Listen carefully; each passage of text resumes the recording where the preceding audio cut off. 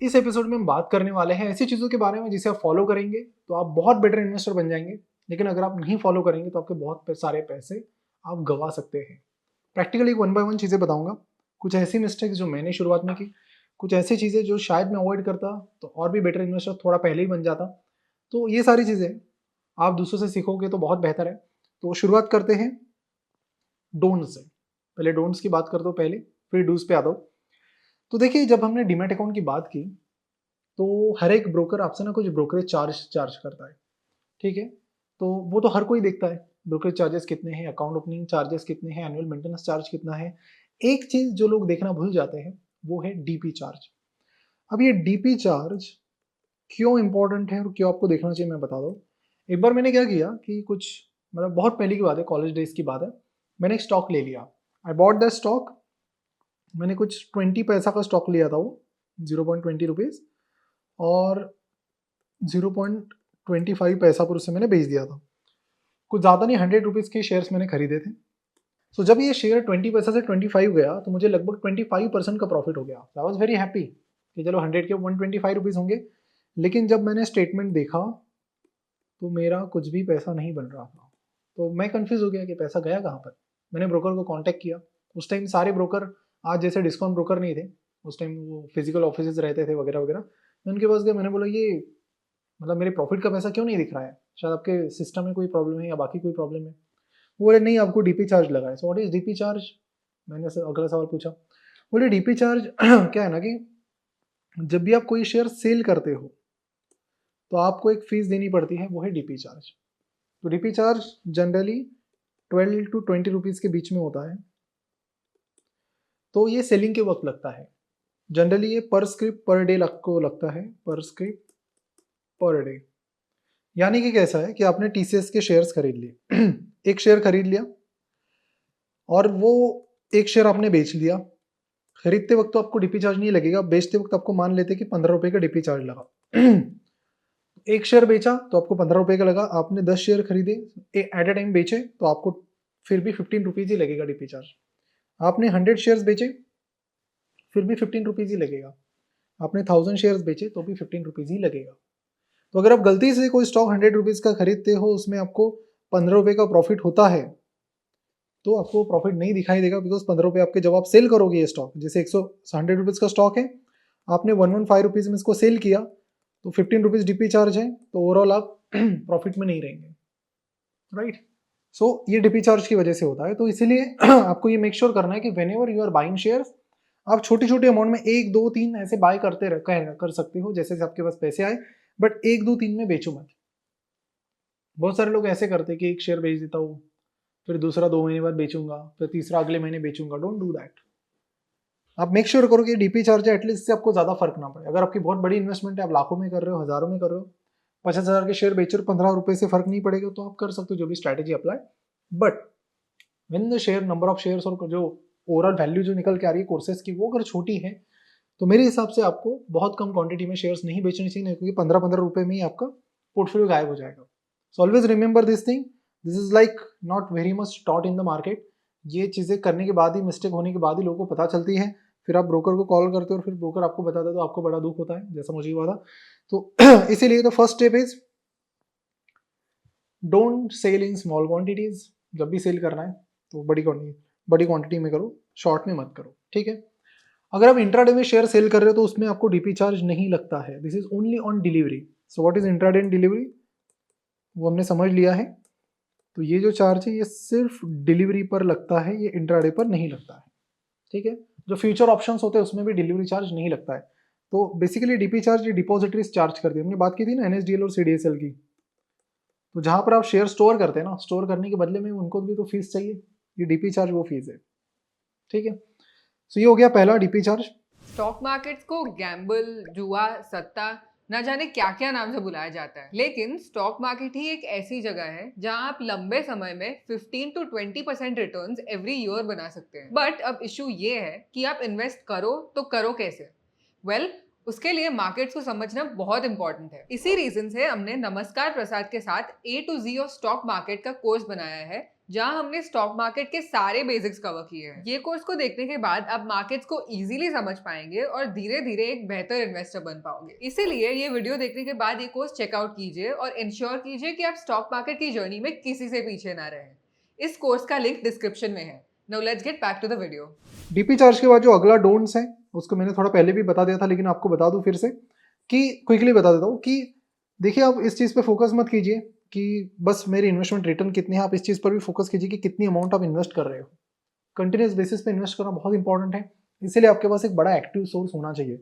So focus on the active source. बहुत सारे लोग क्या कर रहे हैं, एक छोटी सी 10-20 हज़ार रुपये इन्वेस्ट कर रहे हैं, then looking at the same amount.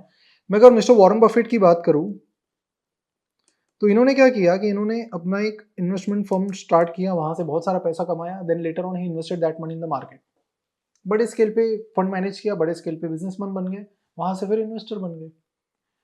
Same is the thing for majority of the investors out there. Mister Mohnish Pabrai अपना फंड चलाते हैं, फंड से बहुत सारा पैसा कमाते हैं, वो पैसा स्टॉक मार्केट में इन्वेस्ट करते हैं। आप जितने भी लेजेंडरी इन्वेस्टर्स देखेंगे, they are trying to do something of their own. तो सिर्फ इसके बेसिस पर मत रहिए कि मैं सिर्फ और सिर्फ दिन भर मार्केट में ट्रेड करूंगा। तो बहुत strong active source, active income source आपका होना चाहिए, उसके बिना नहीं जमता है। तो जब भी आप अच्छा सा जॉब पकड़ लो, अच्छा सा कोई बिजनेस करो, वो करो, मेक श्योर करो वो प्रॉफिटेबल हो बिजनेस। जॉब करो तो मेक श्योर करो कि आप जो ग्रोथ की लैडर है इसमें स्टेप बाय स्टेप आगे बढ़ो। जैसे जैसे सैलरी बढ़ेगी वैसे वैसे अमाउंट साइड में रखो, keep investing, you need to do that, right. तो उसके लिए आपको एक स्ट्रॉन्ग एक्टिव सोर्स बनाना पड़ेगा। सिर्फ पहले दिन से ही बोलो कि मैं 10,000 डालता हूँ फिर दिन भर स्टॉक मार्केट करता हूँ, तो don't do that, it doesn't work, right. तो ये चीज़ एक ध्यान में रखो आप कि focus on the active source. Third thing that you need to focus on is start small.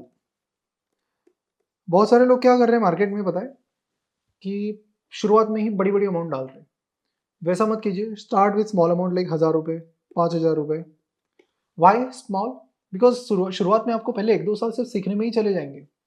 Market is something like, जब भी आप देखिए, आप सीधा क्रिकेट आपको खेलना आता नहीं, आप सीधा लेदर बॉल पे कोई सीजन वाला प्लेयर आ जाएगा जो प्रोफेशनल प्लेयर है, उसके सामने आप नहीं खेल पाएंगे, उस पिच पे आप नहीं खेल पाएंगे। क्यों नहीं खेल पाएंगे? क्योंकि प्रैक्टिस नहीं है।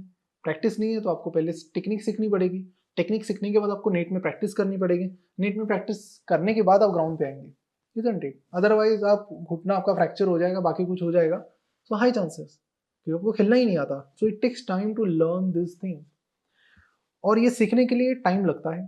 जैसे आप यहाँ पर सीख रहे हो तो मैं आपको स्किल्स टेक्निक सिखा रहा हूँ, लेकिन नेट प्रैक्टिस तो आपको खुद ही करनी है। तो नेट प्रैक्टिस आपकी स्मॉल स्मॉल अमाउंट से आप कीजिए मार्केट में। You invest small small amount, 1,000, 2,000, 5,000 रुपये इन्वेस्ट कीजिए। देखिए क्या होता है। शुरुआत के 1-2 साल में नहीं बनेगा पैसा, गारंटी के साथ बोल सकता हूँ, नहीं बनेगा। बट इन दिस 2 ईयर्स जो आपकी लर्निंग्स रहेगी वो सबसे वैल्यूएबल है। 2 साल के बाद जो भी आपका प्रॉफिट आएगा ना, वो उन 2 सालों के लॉसेस की वजह से आएगा, 2 साल की मिस्टेक्स की वजह से आएगा, जिन्हें हम भूल जाते हैं, उन्हें क्रेडिट हम नहीं देते। So the most important thing is start with small amount. शुरुआत करो, जो भी फेलियर्स आएंगे, जो भी प्रॉब्लम्स आएंगे, आपको चीज़ें पता चलेगी, ओके ये ऐसा है। और मार्केट हर दिन इवॉल्व हो रहा है, every day is a new day. जो स्ट्रेटेजीज कल वर्क कर रही थी लोगों की, वो शायद परसों वर्क ना करे। तो things are evolving, businesses are evolving, उसको देखने का तरीका, उसे इन्वेस्ट करने का तरीका बदल रहा है। तो इसलिए आपको हमेशा अपडेट रहना पड़ेगा, इसीलिए मार्केट में प्रैक्टिकली करना ही पड़ेगा आपको, there is no other option. आप मतलब पानी में बिना उतरे स्विमिंग नहीं सीख सकते, स्विमिंग नहीं कर सकते, आपको उतरना ही पड़ेगा पानी में। एंड वही है कि मार्केट में जाइए, छोटी मोटी इन्वेस्टमेंट, देखिए छोटी अमाउंट डालेंगे जिससे आपको फर्क नहीं पड़ेगा, तो उतना आपको कोई हेडेक भी नहीं है, आपको इजीली आप वो कर भी पाएंगे, और वहीं से लर्निंग्स होती चली जाएगी। तो शुरुआत में जब आपके पास पैसा नहीं है तो बेटर, अब कई सारे देखिए, मैं तो सजेस्ट करूंगा कॉलेज टाइम में है it's a high time to start investing in others businesses. Naval Ravikant, जो कि one of the most intelligent person में से एक माना जाते हैं पूरी दुनिया में, उनका ये कहना है कि if you don't own the pie of any business then it's very difficult to become wealthy. यानी अगर आपको वेल्दी बनना है तो आपको किसी ना किसी बिजनेस में भागीदारी लेनी पड़ेगी, तो वो आपको लेना है। What is stock market investors, like partnership in other companies, कि मैं कहीं पर काम करूं, मेरे पास पैसा है, let me partner with any other company, the stock market is giving you that opportunity. तो वो आपको करना पड़ेगा, you need to become part of that pie. और वो करने के लिए शुरुआत में कॉलेज टाइम में आप सीख लो, पैसे नहीं है 1,000 रुपये, 500 से शुरुआत करो, सीख लो चीज़ें। तो वो कॉलेज टाइम आपका सीखने में यूटिलाइज हो जाएगा, बिकॉज कॉलेज टाइम में वैसे ही आपके पास पैसे नहीं है।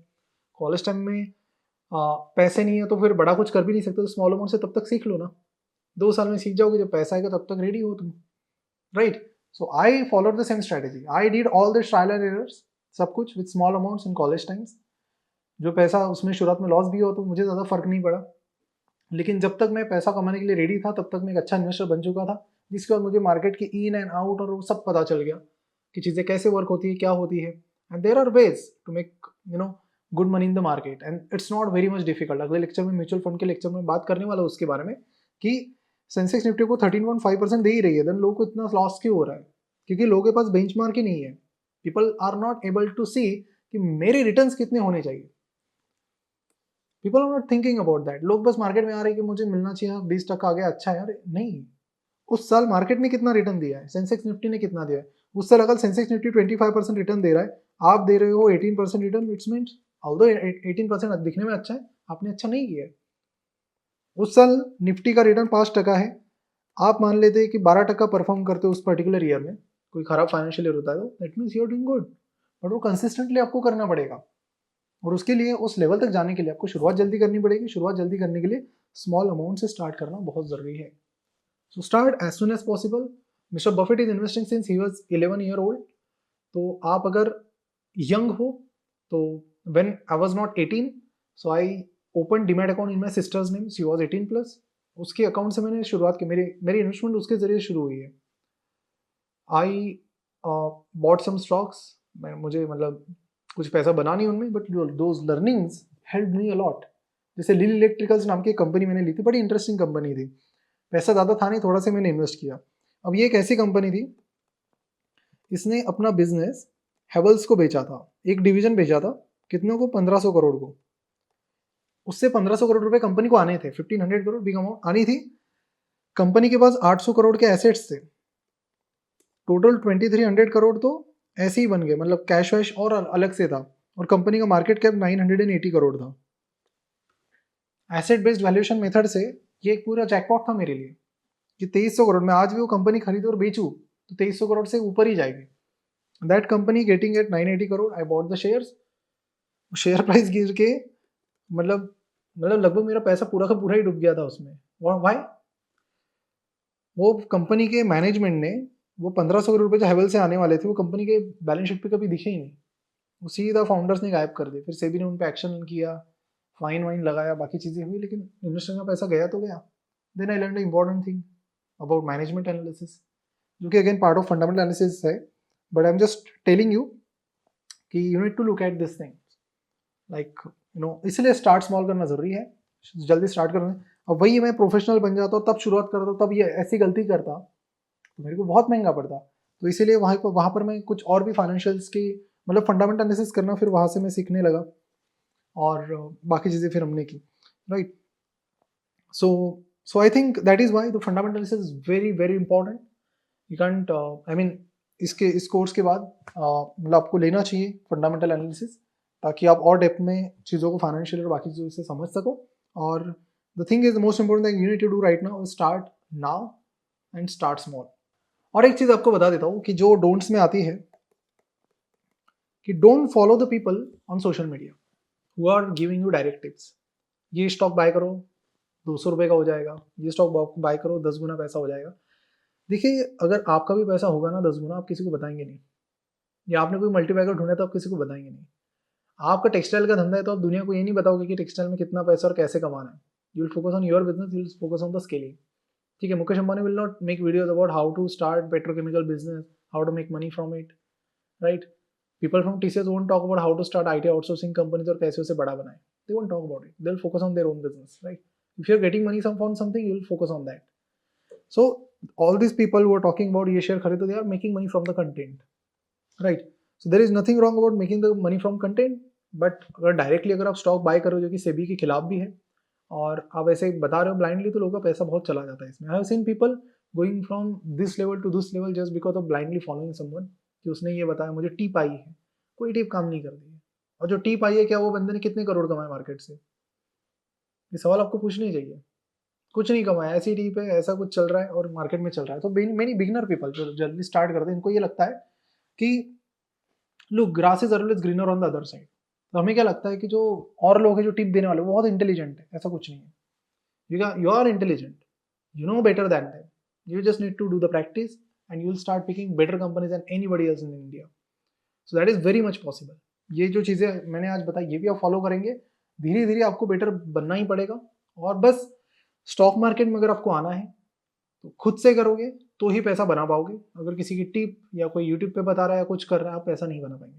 जो यूट्यूब पे बता रहा है डायरेक्ट स्टॉक्स, ठीक है, सो वो भी I mean that is not a way, ठीक है, और वो भी नहीं बनाते अगर कोई बताने वाले भी है तो, right. So stock market is platform for knowledge, आप नॉलेज लीजिए। YouTube is a platform for knowledge, social media से नॉलेज लीजिए, but don't follow anybody blindly. जो भी करना है खुद करना है और खुद से ही आगे बढ़ना है, ठीक है, यही पॉसिबल है। बिकॉज अदरवाइज आपको डायरेक्टली नहीं जम रहा है, if you this is not possible, आपके नहीं निकल रहे रिटर्न, आपको नहीं पिक करना, तब स्टॉक मार्केट में आइए मत, म्यूचुअल फंड की तरफ जाइए, go to mutual. If you are not able to beat 13.5% on a continuous basis, छोड़ दो market, mutual fund. Now the question is what is mutual fund, how to invest in mutual fund and how to find the best funds in mutual fund. और इसमें भी index fund में invest करें या फिर active mutual funds में, और ये दोनों होते क्या है, सारी चीज़ों के बारे में बात करते हैं अगले लेक्चर में।